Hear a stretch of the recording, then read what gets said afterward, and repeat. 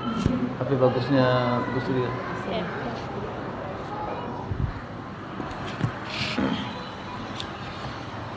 Bismillahirrahmanirrahim. Assalamualaikum warahmatullahi wabarakatuh. Alhamdulillah hamdan katsiran thayyiban mubarakan fih kama yuhibbu rabbuna wa yardah. Asyhadu an la ilaha illallah wahdahu la syarika lah wa asyhadu anna Muhammadan abduhu wa rasuluh. Allahumma fassalli wa sallim ala hadzal nabiyil karim wa ala alihi washabbihi ajma'in. Bapak-bapak dan ibu-ibu, wali siswa yang dirahmati oleh Allah Subhanahu wa taala.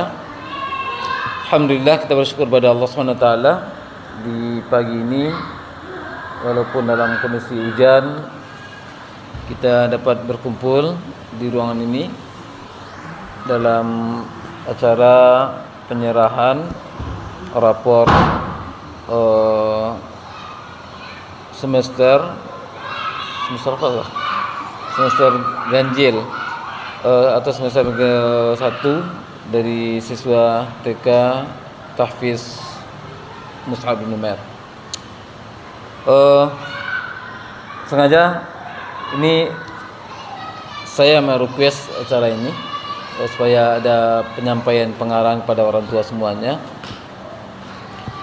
Tujuannya agar apa yang kita harapkan dalam proses pembelajaran untuk anak-anak kita semuanya bisa tercapai.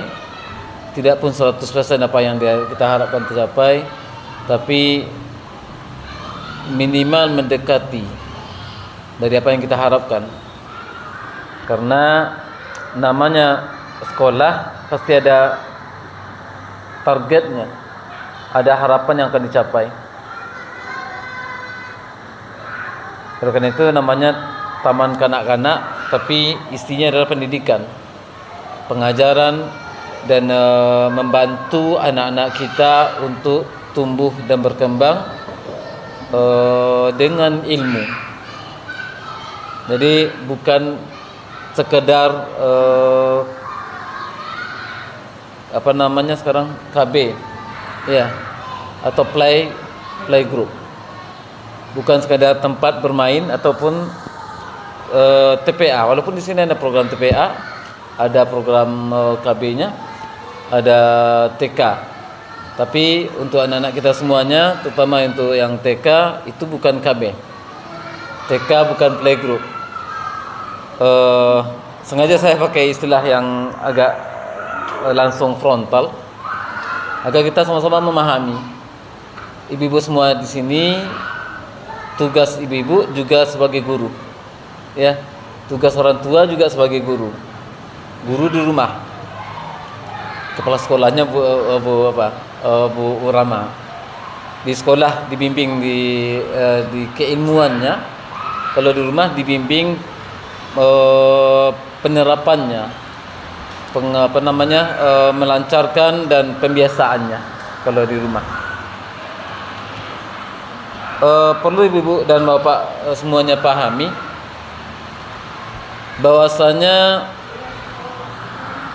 seorang orang tua sangat ditekankan semuanya, apalagi zaman sekarang, harus memahami atau mau memahami perkembangan anak.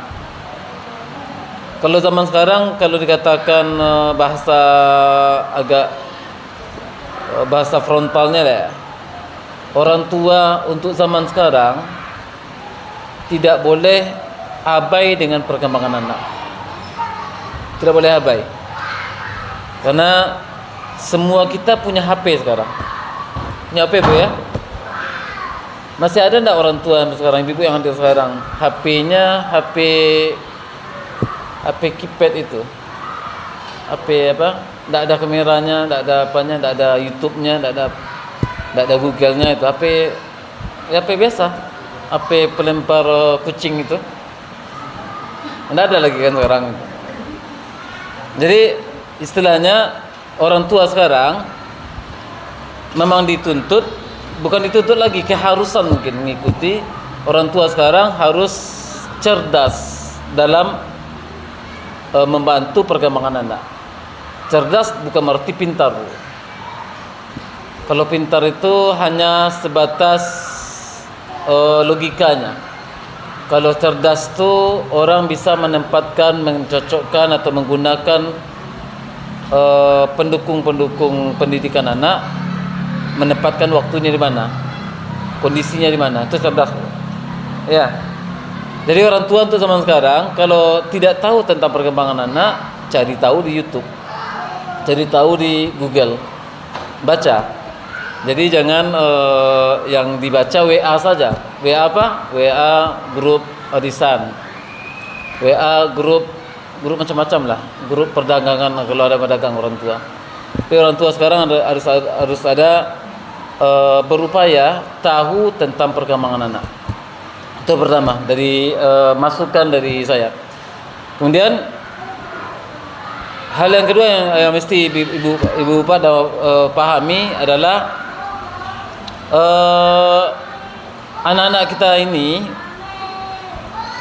jangan kita mengulang sejarah lama yang pernah kita lewati. Kita dahulunya karena keterbatasan teknologi dari orang tua kita dulu, keterbatasan pengetahuan orang tua karena untuk mengetahui teknologi ataupun perkembangan pendidikan anak-anak itu kurang dulu informasinya, sehingga produknya ya kita ini. Nah, jangan produk yang anak-anak kita sekarang ini mengulang sejarah lama. Jadi kita harus bisa merubah sejarah lama yang dulu mungkin yang pernah kita sesali setelah kita dewasa. Yang kita sesali itu kita praktekkan ke anak kita sekarang, yang apa yang kita tidak dapatkan waktu kecil dulu. Jangan sejarah berulang. Kalau kata slogannya Soekarno apa? Jangan lupa sejarah. Ya, ingat sejarah itu supaya sejarah itu tidak terulang ke kita. Sejarah kehidupan kita dahulu, karena keterbatasan informasi dari orang tua, kita tidak tumbuh dan berkembang waktu kecil itu dengan maksimal, dengan baik. Nah, kita tidak mau hal itu terulang lagi di kita. Karena itu saya awali dari mukadimah, jangan orang tua abai dengan perkembangan anak. Kemudian anak adalah masa emasnya untuk perkembangan pendidikan dia. Kalau istilah orang sekarang siapa? Golden age, masa keemasan. Ya, masa keemasan itu tidak banyak. Nama emas itu tidak lama. Masa keemasan mungkin dari umuran 0 tahun sampai 18 tahun, 8 tahun. 18 tahun itu sebenarnya. Awal dasarnya 8 tahun. Umur keemasan itu 0 sampai 8 tahun itu dasar menanamkan pondasinya. Ya, pertumbuhannya dan sangat pesatnya nanti karena kecerdasannya udah mulai berkembang sampai umur 20 tahun atau 18 tahun. Tapi dasarnya pondasi itu umur 6 ini, umur kita TK ini. Kalau ibu-ibu semuanya dan bapak semuanya tidak terlalu peduli, hanya menyerahkan kepada sekolah untuk memberikan pengajaran, maka yang akan menyesal bukan guru TK, yang akan menyesal bukan kepala sekolah TK, tapi yang akan menyesal nanti yang memetik buahnya nanti, buahnya asamkah, buahnya maniskah, buahnya asam dan maniskah, atau buahnya wangi dan manis. Itu ibu-ibu semuanya nanti, bapak semuanya. Oleh karena itu, dari mulai sekarang, dari mulai usia TK ini, diusahakan ibu-ibu dan bapak semuanya memperhatikan perkembangan anak setiap hari. Karena perkembangan anak ini, usia anak-anak ini perubahannya cepat perubahannya. Kalau ibu lambat kena abai, dan bapak juga lambat kena abai, sehingga anak-anak berkembang alami dengan apa yang di lingkungannya saja. Kalau lingkungan ibu lepaskan anak-anak itu lingkungan RT atau komplek ataupun pasar, yang ibu lepaskan ke lingkungan pasar dan ibu sibuk dengan kerjaan dan bapak sibuk dengan kerjaan, dia akan merekam apa yang dapat di lingkungan dia. Kalau lingkungan dia ya berkata-kata yang kotor, kata-kata kotor itulah zikir dia. Ya, kata-kata kotor itu zikir dia. Sehingga ibu-ibu heran. Sampai di rumah datang tamu keluarga dan sebagainya, keluarlah kata-kata kotor dari anak. Saya tidak pernah ngajar kamu itu, kata. Jangan salahkan anak. Yang salah adalah orang tua. Kemudian anak daya pikirnya, kemampuan untuk berpikir agak lemah, itu salahnya orang tua juga. Pokoknya anak tidak pernah salah, Bu. Anak tidak boleh disalahkan, karena dia tidak bisa milih. Anak belum bisa membedakan di usia sekarang ini, usia 6 ini belum bisa membedakan mana yang bagus untuk dia, mana yang akan melancarkan masa depan dia nantinya, bagus atau tidak. Belum bisa. Yang membedakanlah orang tua. Oleh karena itu, kalau orang tua kurang memperhatikan perkembangan anak ini, itu yang memetik buah asam manisnya itu nanti orang tua. Oleh karena itu dari sekarang saya pesankan. Dan metode pengajaran yang disampaikan di sekolah dan diinstruksikan ke ibu di grup, Bu, Bapak, tolong anak dibantu untuk melancarkan bacaannya di rumah, hafalannya di rumah, dengan muratal, dengan dibersamai oleh orang tua belajarnya itu. Maka itu bukan perintah, ya. Itu bukan perintah dari kepala sekolah sebenarnya, tapi itu anjuran atau ajakan untuk bekerja sama mendidik anak kita. Karena kalau tidak dibiasakan seperti itu, dia tidak tahu. Karena anak belum tahu lagi ini kewajiban, ini anjuran, ini larangan. Anak-anak belum tahu. Karena itu dalam Islam pun mumayyiz itu umur berapa? Mumayyiz umur berapa? 7 tahun. Ini anak kita kan baru 4 tahun atau 5 tahun, belum bisa membedakan. Yang bisa membedakan anak itu baru ini membedakan benda. Ini makanan, ini kotoran. Itu bedaan anak. Ya, dan itu jalannya otak yang diberikan oleh Allah SWT untuk makhluk hidup. Bukan manusia saja. Makhluk hidup. Selain apa? Kalau tumbuh nak punya otak. Ya, makhluk hidup dua itulah. Hewan dan binatang. Hewan dan manusia. Otak membedakan mana yang dibutuhkan dia untuk tubuh dia, mana tidak. Umur 6 tahun, 5 tahun itu udah bisa. Tapi untuk membedakan ini baik, ini buruk, ini larangan, ini suruhan, ini anjuran, tidak bisa anak. Yang tahu adalah orang tua. Kalau orang tua masalah anjuran dari sekolah, misalnya untuk hafalannya dirincikan hafalan, tolong si fulan, anak ibu diawasi ataupun dibantu dia untuk mengulang-ulang hafalannya di rumah itu.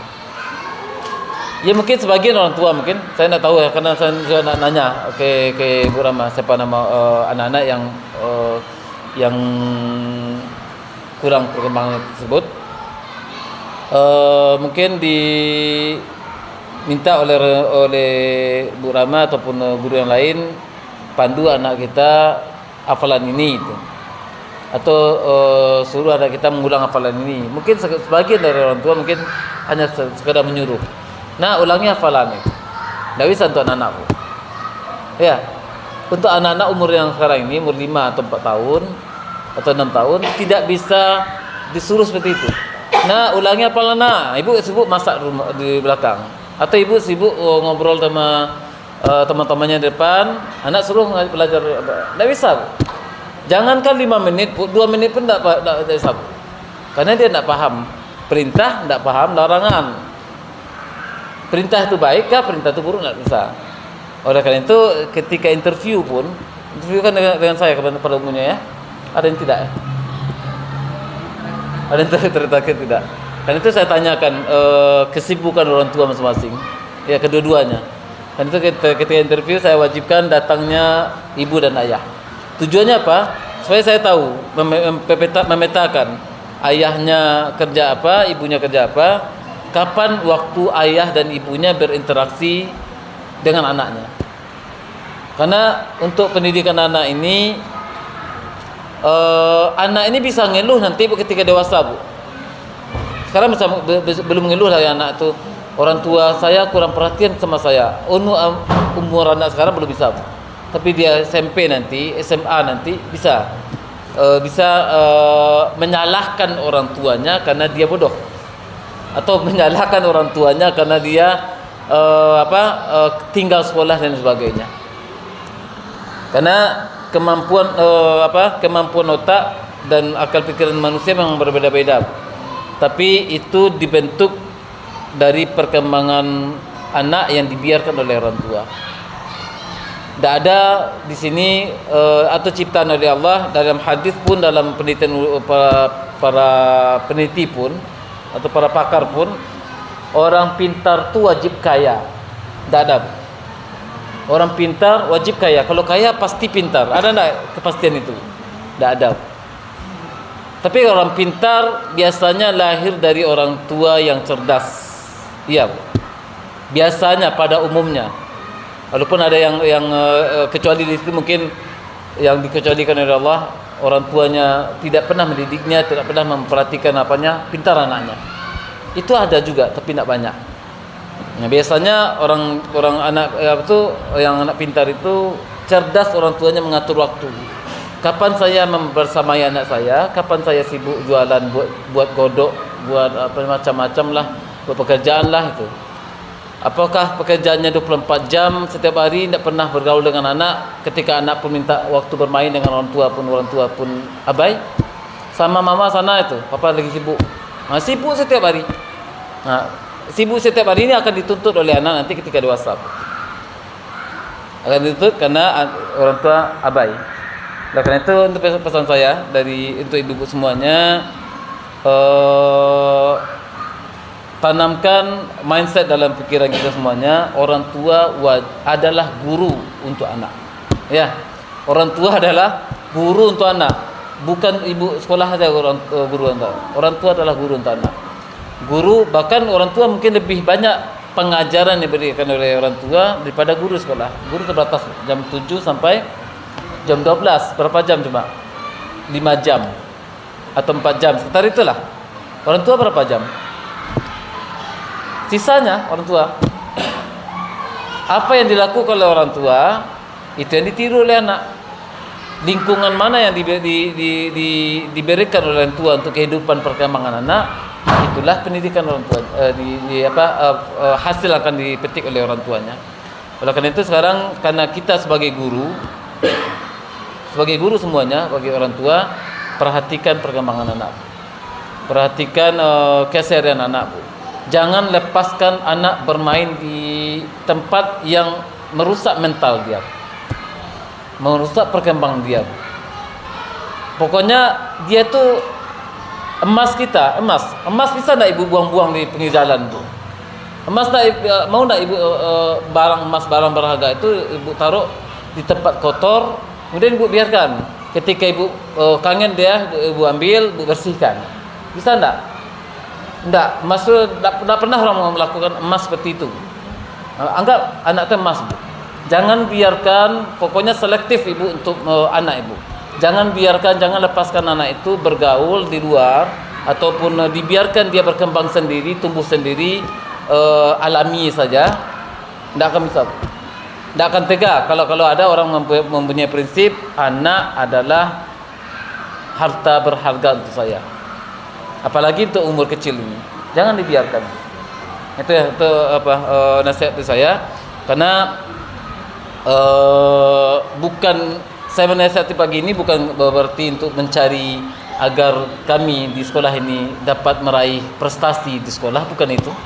Karena prestasi itu imbasnya, Bu. Prestasi sekolah misalnya naik nama sekolah, nama TK ini, itu imbas dari keberhasilan dari kami mendidik anak-anak di sini. Tapi keberhasilan itu yang akan kami raih adalah kita bersama-sama mendidik generasi, meraih pahala juga, Bu. Kami dapat pahala dengan mendidik anak-anak seperti itu, dan ibu bantu juga untuk mendidik anak-anak di rumah seperti itu. Direncanakan kapan waktu saya dengan anak saya.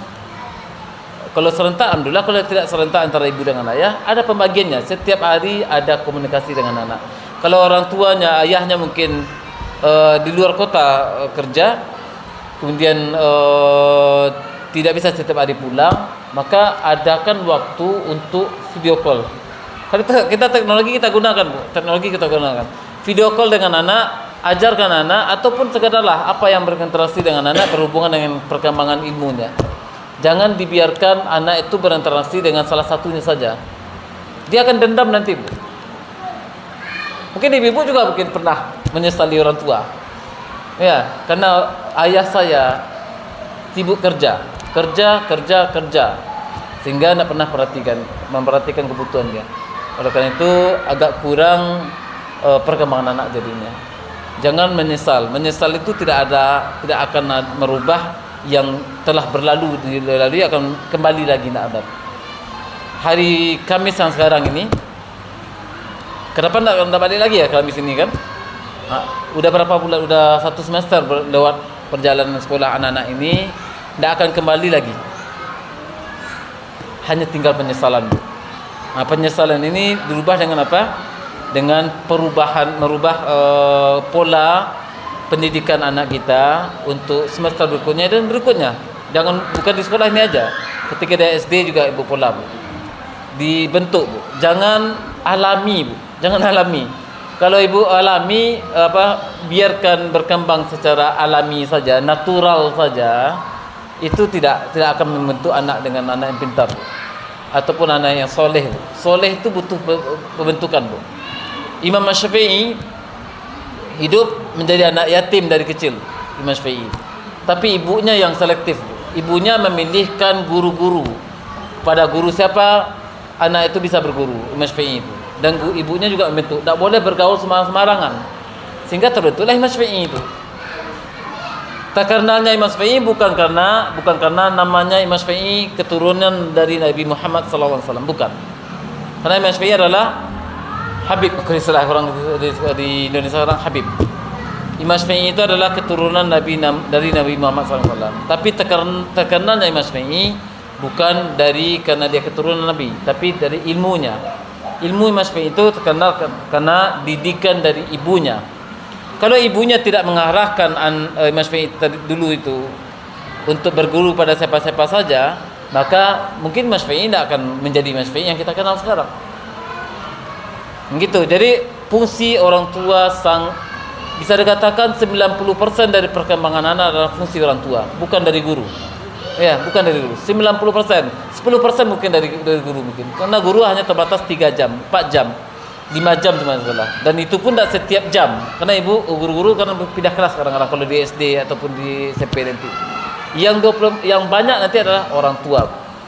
Oleh karena itu yang saran saya adalah diatur pola pendidikan anak di rumah. Kemudian diperbagus isi pola pendidikannya. Apa yang mesti diputar ke anak di rumah, apa yang tidak boleh. Itu juga berpahala untuk kita.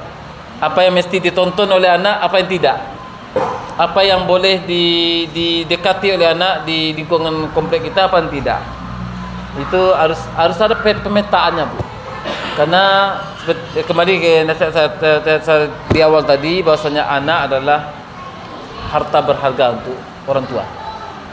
Ya, itu nasihat saya mungkin untuk memperhatikan. Jadi dari apa yang anjuran dari Ibu Rahma dan guru-guru yang di sini, untuk ibu-ibu tolong pandu anak pelajaran itu dan sebagainya. Mudah-mudahan ibu-ibu bisa melaksanakannya dengan dengan semaksimal mungkin, dengan niat bukan mengikuti Ibu Rama. Ya, niatnya bukan mengikuti guru sini, tapi niatnya adalah agar generasi emas atau masa emas anak saya berisi dengan ilmu dan pengajaran yang maksimal, yang bagus, sehingga dia akan menghasilkan anak yang soleh, pintar dan cerdas. Itu pesan dari saya. Mudah-mudahan ada faedahnya dari apa yang saya sampaikan. Mohon maaf atas kekhilafan. Kalau ada protes, silakan protes, Bu. Ada yang protes, Bu, dari penyampaian saya begini. Saya menyampaikan itu karena saya juga membaca itu, Bu. Karena lagi concern di masalah pola pendidikan, Bu. Karena mengambil S2 di pendidikan juga, sehingga saya mendalami itu. dan kekhawatiran-kekhawatiran yang saya baca, dan solusinya belum semuanya ada solusi, Bu. Tapi keluhan ataupun kegagalan orang tua udah sering dibaca, tapi solusinya belum semuanya mendapatkan solusi. Oleh karena itu, solusi di antara solusi yang sedikit itu saya sampaikan ke ibu semuanya. Pokoknya kita semuanya adalah guru, bukan guru sekolah sajalah yang sebagai guru. Ya, mudah-mudahan ada bedanya. Kalau tidak ada protes, alhamdulillah tidak ada protes. Subhanakallahumma wa bihamdika asyhadu an la ilaha illa anta astaghfiruka wa atubu ilaik. Assalamualaikum warahmatullahi wabarakatuh.